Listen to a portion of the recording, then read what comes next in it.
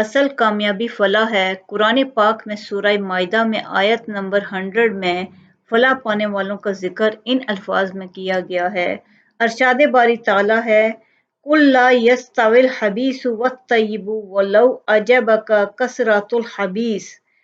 فاتقوا الله يا أولي الألباب لعلكم تفلحون۔ اے رسول لوگوں سے کہہ دو کہ پاک اور ناپاک چیزیں برابر نہیں ہوتی، چاہے تمہیں ناپاک چیزوں کی کثرت کتنی اچھی لگتی ہو،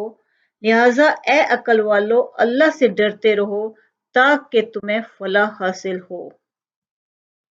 اس آیت میں پاک اور ناپاک چیزوں کے برابر نہ ہونے کا ذکر کیا گیا ہے اور یہ واضح اصول دیا گیا ہے کہ پاک چیز جو ہوتی ہے وہی بہتر ہے تمہارے لیے، لیکن ہوتا یہ ہے کہ عام طور پہ جب ناپاک چیزیں زیادہ ہوں گی، کثرت میں ہمیشہ ناپاک چیز زیادہ لگے گی اور ہوگی بھی زیادہ ہر طرف، لیکن یہ برابر نہیں ہوں گی آپس میں۔ جو پاک چیز ہے وہی اللہ کے نزدیک بہتر ہے، اور ہمیں یہی دیکھنا چاہیے کہ کوئی بھی چیز اللہ اور اس کے رسول کے نزدیک جائز ہے کہ نہیں۔ اگر ایک چیز قرآن و حدیث کی روشنی میں جائز نہیں ہے تو چاہے وہ اس کی کثرت کتنی ہی ہر طرف ہو، ہر طرف اسی کا رواج ہو جائے، اس کو نہیں اپنانا، اس سے دور رہنا ہے، کیونکہ یہی حکم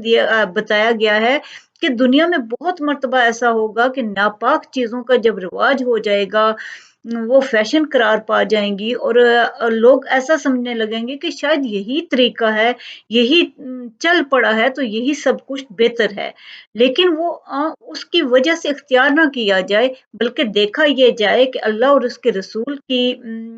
روشنی میں یہ ٹھیک ہے کہ نہیں۔ اگر ایک چیز اللہ نے جائز قرار دی ہے تو اس کو اختیار کیا جائے، یہ نہ دیکھا جائے کہ دنیا کیا کر رہی ہے، کس طرف چل رہی ہے اور کیا رواج ہو رہا ہے۔ اب ہوتا بھی کیا ہے کہ انسان کسی بھی چیز کو دیکھے، اگر آپ کو جائز طریقے سے ایک چیز مل رہی ہے تو ناجائز طریقے سے آپ کو 10 مل رہی ہوں گی، تو آپ ان 10 کو ناپاک سمجھ کے حرام سمجھ کے چھوڑ دیں۔ یہ مطلب یہی ہے کہ چیز جو ہوگی وہ کم آپ کو لگے گی، جو آپ کے لیے پاک چیز ہوگی وہ ہمیشہ کم ہوگی، اور ناپاک کی کثرت آپ کو لگنے لگے گا۔ آپ کا انسانی گمان یہی ہوتا ہے کہ یہ چیز کثرت میں ہے تو میرے لیے شاید یہی بہتر ہے، اگر میں یہ لے لوں تو مجھے اتنا فائدہ ہو جائے گا، میرے اتنا عرصہ چل جائے گا اسے، اور بھلا لگے گا آنکھوں کو۔ شیطان بھی انسان کو خوشنما کر کے دکھاتا ہے، تو لیکن اللہ تعالیٰ کا حکم کیا دے رہے ہیں کہ یہ دونوں برابر نہیں ہیں، اس کا کوئی فائدہ نہیں ہے۔ جو ناپاک چیز ہے وہ چاہے آپ ڈھیروں ڈھیر لے لیں، اس کا فائدہ کوئی نہیں ہوگا ان میں۔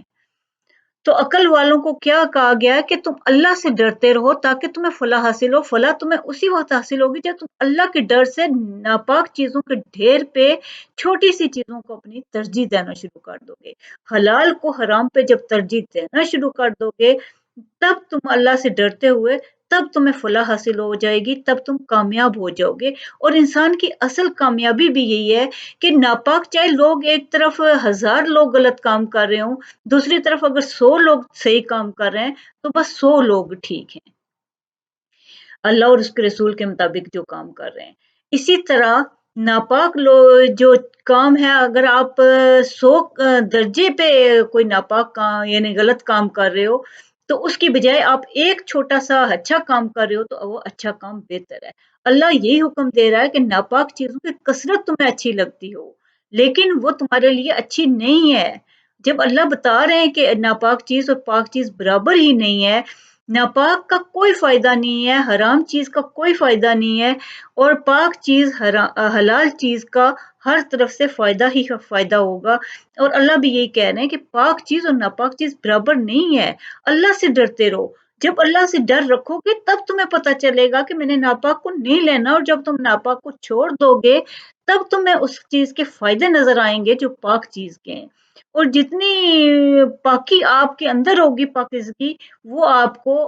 اللہ تعالیٰ کے قریب رکھے گی، اور اللہ سے ڈرتے ہوئے بندہ چھوڑ سکتا ہے۔ اس کے علاوہ کوئی رول نہیں ہے، کوئی اصول نہیں ہے کہ انسان ناپاک چیزوں سے دور ہو جائے۔